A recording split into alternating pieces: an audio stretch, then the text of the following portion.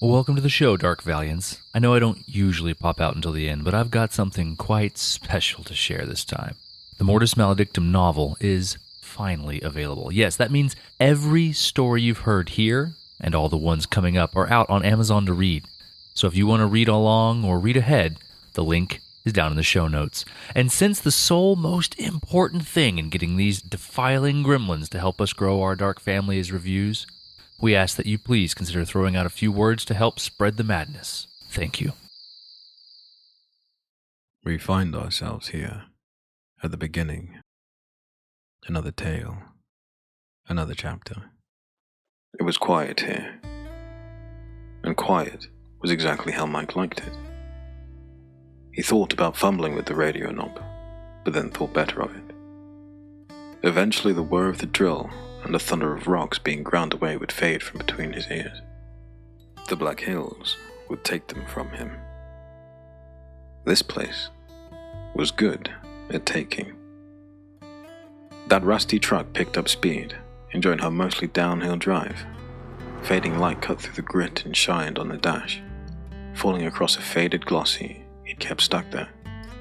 He smiled at the picture. Sally and the girl smiled back at him, frozen in time just above the dusty AC vents. Perched on a chunk of southern granite, the littlest one wore a smile to match her mother's. They'd been done up all pretty. Sally had always cared about the pictures, and how the girls looked in them, especially the ones that might get posted. This one hadn't. This one he'd printed at a truck stop, not far from the state line. She'd have been angry if she'd known he had it. Her lawyer would have been too. It was a good thing neither of them knew it was here. Mike pried the paper off the dash and flipped it over, his fingers playing over the sticky back. Like a sedimentary rock can tell tall tales, so can tape balls. Sally and the girls had at least 4 states worth of tape residue built up. The base layer consisted of the cheap stuff from Texas. It had already started to turn to gel. That was when he got the call. The first of many. Mike turned the wheel with one hand, leaning in and watching the sun peek behind the Black Hills. They jutted up like the fangs of a snake, hungry for its kill. Sally's lawyers had teeth, a lot of them, and they knew where to sink them. They'd started small, little bites, like the fist-sized stones his truck rolled over. They snacked on his savings, devouring the cash built up over so many years, but they hadn't stopped there. There were motions to be filed, and like some massive constrictor, those devils needed more. It hadn't been long before they unhinged their jaws and turned their attention to bigger things. Bigger things, like the girls. Mike pulled the wheel back the other way, the windy road between the hills coming like second nature the longer he stayed between their jagged peaks. After the Texas tape, there were a few streaks of Oklahoma. A trip to the plains that was only memorable for what didn't happen. He'd planned a flight home, an impulsive, last-minute shot at putting things back together. The restraining order and the cops holding it met him before he'd reached his street. He could rant and rave all he wanted, and he had, practically foaming at the mouth like that wild coyote they'd put down at a job site in Arkansas. That thing hadn't gone down easily, and neither had he. Mike tucked the picture up in his fingers and rubbed at the spot where they'd hit him with the taser. It had to have been years ago, but it still tingled from time to time. This was one of those times. The road took a hard left and Mike followed it without thinking. His mind had already skipped over the sweaty bits of Arkansas tape and the bloody lips of that dead coyote. He was far more interested in the Dakotas. 2 thick lines of tape made up the windy north. It was truck stop tape, the good stuff. It would be there for the duration, even if Mike wasn't. He'd hired his own lawyer in South Dakota, spending hours and burning even more money he didn't have to get access to a retirement that was rightfully his. Mike's fingers caught on that sticky layer, hanging up like the lawyers that all but bled him dry. Whatever retirement he'd clawed back had long since become theirs. Something flashed on the trail, the truck's headlights catching the reflective glow of a hiker's vest. The girl inside it waved at him. She couldn't have been much older than Sally, her dark hair void of greys, and long enough to catch in the ever-present wind. Hikers got lost from time to time out here in the hills. The natives said that was a price we paid for living on their sacred land. Mike was always quick to point out that Great Spirit shouldn't have put his oil here if he did want people coming to get it. The oil was here, so Mike was here. She waved harder, jumping up and down like the girls he used to do when they wanted something bad enough. For them it was ice cream, or a new toy. Mike had the feeling this one didn't want either of those things. She'd want help. Maybe she lost her boyfriend between the hills, or her ride back to civilization. Mike toyed with the tape with his finger. Her dark hair moved like the siren song, guiding his truck off the dirt trail, sure as it had pulled Ulysses' men from the deck. Being lonely had a price. Thank you. She grabbed his passenger door before the window was even halfway down. Tall enough to get her fingers against the glass, she leaned in to get a better look. Thank you. Thank you. You're the first truck I've seen in hours. Mike sized her up, taking in the curves that remained well hidden beneath bulky thermal wear. Sally used to do the same thing, especially after the girls were born, but his ex-wife had to. This girl had nothing to be ashamed of. The top edge of a tight shirt poked out from beneath that vest, strained and hinting at greater things beneath. I think I got turned around. I've been out here for hours, and my phone stopped working. Phones don't work out here. This was a quiet place. It had gotten so quiet that Mike's brain took longer than he might have liked to catch up to what she was saying, and to ask the right things in return. Spend enough time with nothing but yourself for company, and words become foreign things. No signal. Right! No signal. She popped up and down like that puppy Sally had brought not long after he moved out. I need a ride. Can I get a ride back to town? It had been months since he'd seen another one, and it might be months before he did again. This was his chance. It had been more abundant during the summer months, but now, with winter coming, it could be a long time before someone even half as stunning showed up. "Get in," he said, 2 words being roughly the top edge of his linguistic range at present. Thanks! She bounded into the truck with the same gusto the girls would have shown, barely settling into the seat before she was up and at it again. I don't suppose you have anything to drink. It's okay if you don't. I've just been out here for next to forever, and I didn't bring enough water. So stupid, I know. But it happens. If you don't have... Mike threw the truck in park and opened his door. He had a few sugary sports drinks in the bed, tucked up in a cooler that was anything but cool. In the summertime, he'd have them at the ready, icy cold just in case he needed them. Now they were just lukewarm. Lukewarm worked. Mike popped the cooler open and removed 2 bottles, and fished something small out of the bottom of the box. He palmed the contents with a magician's skill. It was a move he'd practiced 100 times. They'd be exactly where he wanted them. Exactly when he wanted them there. Practice makes perfect. He'd barely gotten the door open before the young woman had her hand out. Mike popped the plastic top, tearing open the seal and showing her the contents. It was a simple trick, but it put them at ease. What she didn't notice was the pills in his palm, or the way they dropped into the bottle just before he tightened the lid back on. "Give it a few shakes," Mike said, doing as much before he handed it over to her.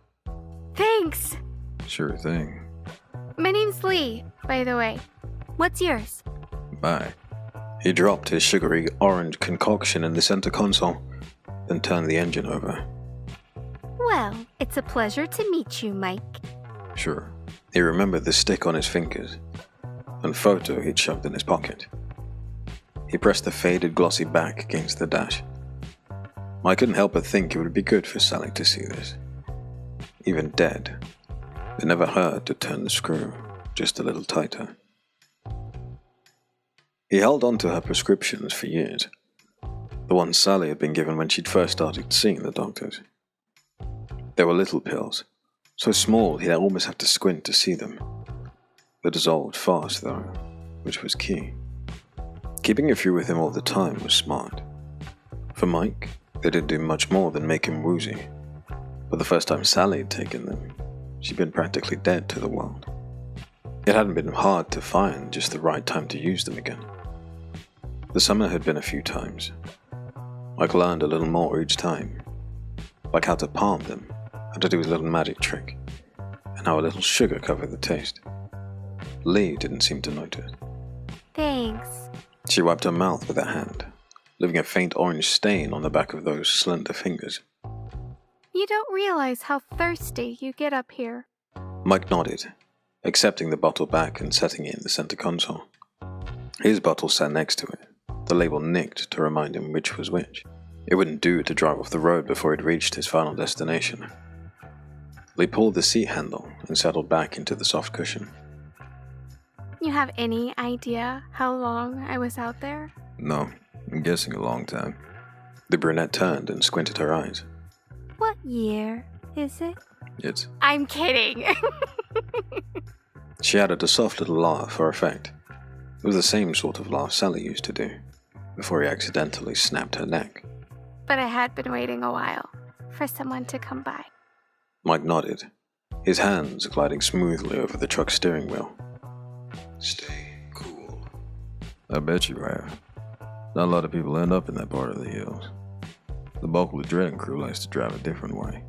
They like to do anything different if it meant staying away from Mike. That included taking the longer route. Had Sally been here, she would have told him why. She would have laid it out in exquisite detail. That's who she was. Sally was a planner, a detail-oriented woman. She was also stupid. Anyway... Lee stretched one arm out, and then another, her vest pulling up just enough to give him a hint at the waistline underneath. I just got lucky, I guess. Damn lucky. Lucky? Yeah, we both got lucky. How can I hear about yourself?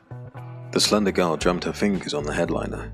You know they teach us not to answer stuff like that, right? I didn't. Lee laughed. You've got a family picture stuck to your dash, Dad. I'm not worried. Sally smiled back at him from the faded glossy. She may have been stupid, but she was still plenty useful. I can let you out if... Lee pulled the seat release and shot back up, the pills doing exactly what they did. She'd get a nice burst of energy for a while, just like Sally did those first few times. She'd talk a lot, about all sorts of things, but before long, they'd start getting blurry, confused. Her words would stretch out like pulled taffy. The girls liked taffy. No, I think I'll take the ride back into town, Mike. I've done enough walking. Smart. He nodded, settling into his seat. It would take a bit to get back to civilization. The pills were always at their best by then. Weather the storm. When he was a kid, he always hated Halloween. The masks, the costumes. Hiding who he was never sat well with Mike. Just weather the storm, sweetheart. Mom had been right. Just hang on for the reward at the end. There was always a reward at the end. 30 minutes of Lee talking rolled in one ear and out the other. The woman unraveling her life like the threads of his last sweater. It wasn't long before the truck rounded a tight turn and momentum pushed his swaying passenger against the glass. She's feeling it. He gently pushed down on the accelerator as Lee snapped the photo off the dash. So, Mike, do you like Mike? Or should I call you Michael? You don't look like a Miguel. Lee squinted at the picture and then at him. Nah, not a Miguel. What about Mikey? Mike's fine. Fair enough. Lee flipped the picture over and picked at the tape. Wow, somebody cares. Look at all that tape. It doesn't last. That's the heat, Mike. Well, the heat and the cold. I know about this stuff. She turned the photo back over. I went to school, you know. I'm not just some hot girl who likes to hike by herself. Lee paused, as if her brain were trying to catch up with the words coming out of her mouth. Mike contemplated whether they'd make the hotel before she passed out. He thought for sure she was a 3-pill woman, but maybe not. Maybe just 2. She was more fit than Sally had ever been. Maybe there was something to that. Anyway, here I am just blathering on and on. Tell me who this sexy, sexy bitch is. Lee immediately slapped a hand over her mouth. Sorry, Mike. I didn't mean to call your girl. Wife. Shit! I didn't mean to call your wife a sexy bitch. Well, I mean, I did, because she's sexy as fuck, but like, the bitch part wasn't meant to be like that. Keep her talking. The pills worked best when you kept them talking. It had Sally practically foaming at the mouth that last time. The more she talked, the less she thought. The less she paid attention. It's okay. I'm old, but I'm not so old I don't know the slang. Lee pulled that long hair back. It was a move Sally used to do, albeit Mike's ex-wife wasn't nearly as good at it as the young woman sitting next to him. You weren't old. You're seasoned. Lee slapped the picture a few times. I bet Mrs. Mike here thinks the same thing. I bet she wakes up and thinks, I'm one lucky bitch. Lee snapped her mouth shut, and this time it was Mike's turn to laugh. As the red had left her cheeks, Lee laughed right along with him. This was the best part about the pills. The fun part. The part where they liked him, where they weren't afraid of him, when they got loose and carefree. It almost felt like something real, even though it was anything but. Sally, Mike said once the laughter had died down. Her name is Sally. I knew a Sally back in school. My Sally was a real ass, though. I bet your Sally is different. Mike only nodded, pulling his drink out of the center console, which made Lee do the same. It was a little trick he'd figured out a year or so ago, back when he picked up his first hiker. He couldn't get her to touch anything, but after taking a few sips himself, her lizard brain had taken over. It was just like yawns. Thirst was catching, often without even thinking about it. Lee wiped her mouth on her collar, the knit blue beneath that vest darkening with drugged orange. Nice, nice. So let's talk kiddos. I'm counting 2 here. The girls. Do they have names? Mary Sue and Marvin. Lee stared at him for a few seconds, her mouth slightly open. Mike tightened his grip on the wheel. They weren't far now, maybe a few more minutes. He needed her awake, conscious, and walking with him. It wouldn't do for him to carry an unconscious woman to his motel room. There would be questions. The kid at the desk might not have noticed, but someone else would. The units all had eyes. Eyes that might think nothing of another woman provided she was on 2 feet. You're shitting me. Lee slapped a hand on his leg and didn't remove it right away. Mary Sue's my mom's name. Small world. The brunette nodded, leaving her oddly cool hand on his thigh, not longer than he expected. Only a few more minutes, Mike. You can do it. Weather the storm. Sure is. He finally pulled her hand back, but did it slow enough to be deliberate. Now, Margaret, though, I don't know any of them. She's a good kid. The brunette nodded, sticking Mike's picture back on the dash more than a little askew. She looks like it. Got her dad's big, sexy eyes. Unlike last time, Lee didn't put a hand over her mouth, and she didn't do anything to cover the swelling tension in the truck. Mike could barely contain his excitement, the last few turns and minutes ticking by excruciatingly slow. If Lee noticed, she didn't act like it. After what felt like forever, they rolled up to the motel and entered the spot in front of his unit. It was the same spot he'd pulled into with his dead wife in the trunk. The same one he'd rolled into with so many other girls since then. Lee detached her seatbelt, then leaned over the seat. both hands having no difficulty finding parts of Mike to hang on. So, who's up for some fun? Nice place. It's homey. Lee sat on the edge of the bed, her hands nowhere near the motel phone. It wouldn't have mattered if they were. Mike had unplugged it weeks ago, back when he'd gotten a few suspicious calls from back home. Home is where the heart is, and Mike's cold heart was at home here in the Black Hills. Sally was in these hills, quiet for the first time in their marriage. There were others here too, so many more, just as quiet. He liked the silence. So, Lee drummed out a little beat on her legs. what's a girl have to do to get a drink around here? I have some cheap beer in the fridge. Excellent! The woman popped up off the bed a good bit faster than she should have at this point. Cheap is my favorite brand. Watching her jean-covered butt shimmy back and forth in front of his motel fridge, I couldn't help but feel the growing tickle of anxiety tugging at the back of his mind, like Sally's dog had done to his ankle. She should be crashing hard. He tried to count out the pills again with his fingers when she shoved a cold can in his hand. Thanks. No problem, Mike. Listen, I like you. I like that strong, silent type. You feel me? Lee perched on the edge of the bed. I think so. Lee tossed back her head and plowed through a third of that beer in one go. Mike didn't need to count the pills on his fingers. Someone that skinny shouldn't still be upright. He'd brought back plenty of hikers, stranded drivers, and the like. None of them held up this long, and especially not the skinny ones. Good. So, while we wait for the liquid courage to do its thing, you mind if we play a little game? What kind of game? Mike tightened his fingers around the cold can. She should have been down by now. She should have been asleep. She should have been dead. People who stayed in his motel ended up with a snapped neck by this point. They sure as hell didn't play games on his bed.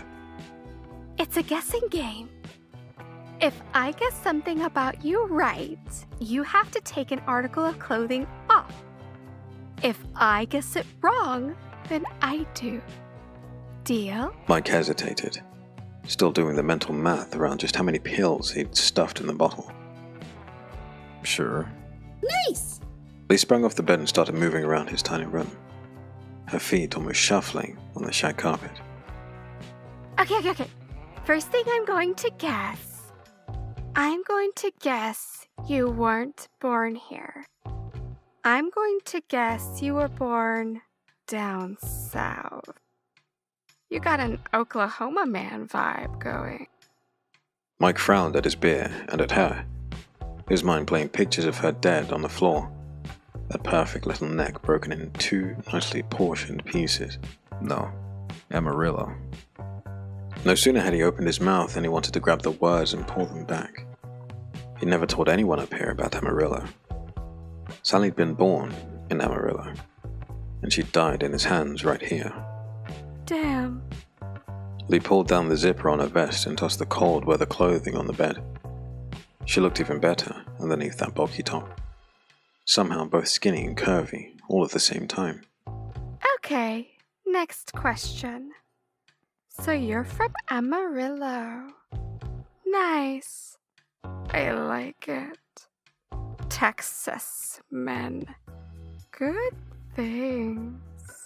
She picked her beer back up off the cheap TV where it had left a perfect sweat ring. Mike was sweating too, just like that can. He chalked it up to stress. This was too long to have a woman in a motel room, especially one with her neck still not broken. Okay, next guess. She set the can back down and moved close. I bet you are a monster beneath the sheets. Are you a monster in the bed? No. Again, Mike spoke without thinking. Haven't gotten it up in years. He stared down at the beer in his hand, then back at a slowly shifting Lee, her face blending softly with the muted hues of a cheap watercolor hanging on the wall. Oh, Mike. Lee pulled her belt off and tossed it on the bed. I'm so sorry to hear that. What is it you need? Mike felt the can slip from his fingers and thump nicely against the forever dirty shag carpet. Yeah.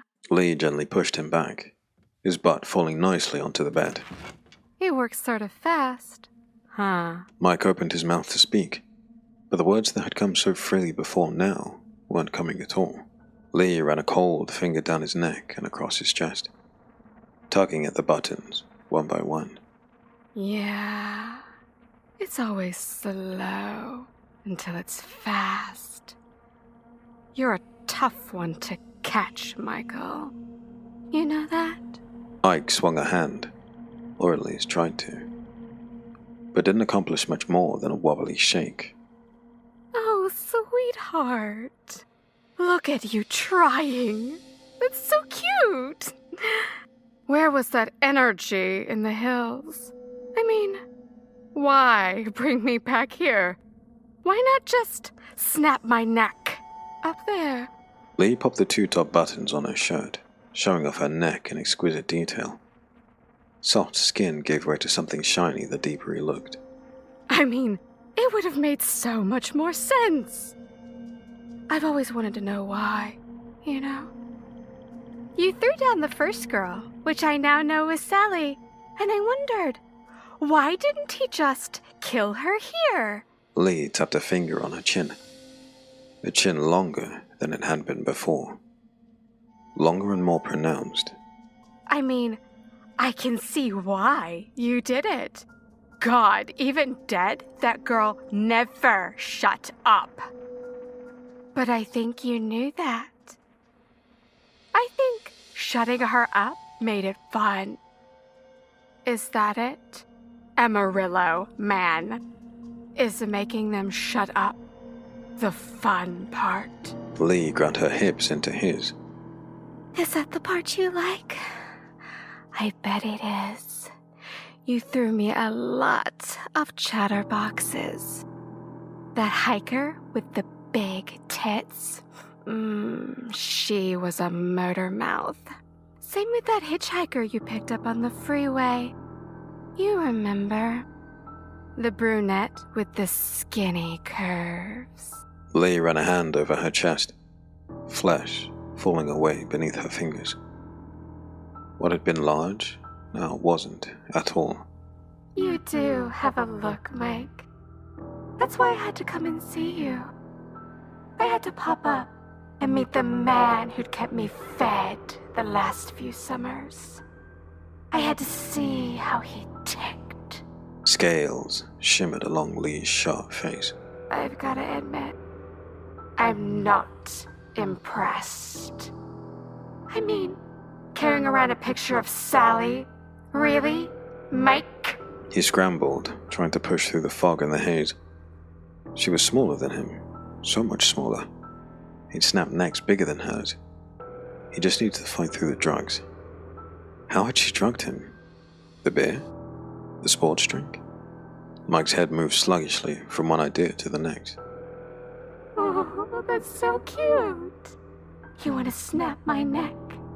Okay, let's see you do it. Lee picked up his hands and pressed them against her scaly neck. Do it, Mike. Snap that bitch. Snap it good. He tried. He squeezed as hard as he could, his fingers not finding skin, but rock-hard scales. Ooh.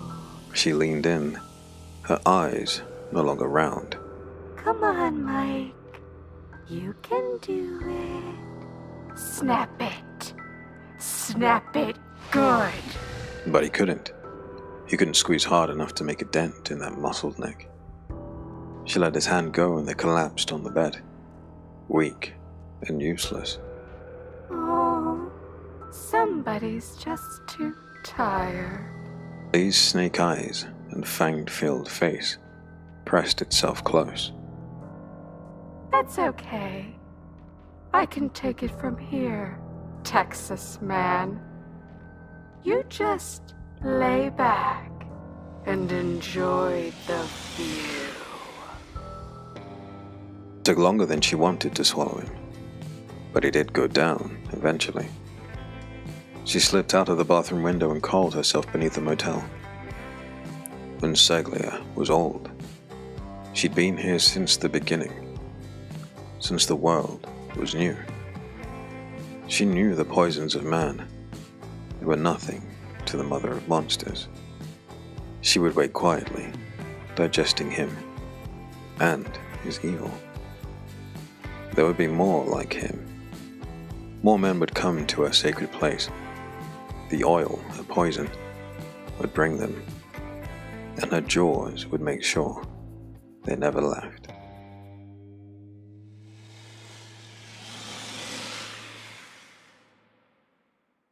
And thus, the story is ended. The tale told. The chapter closed.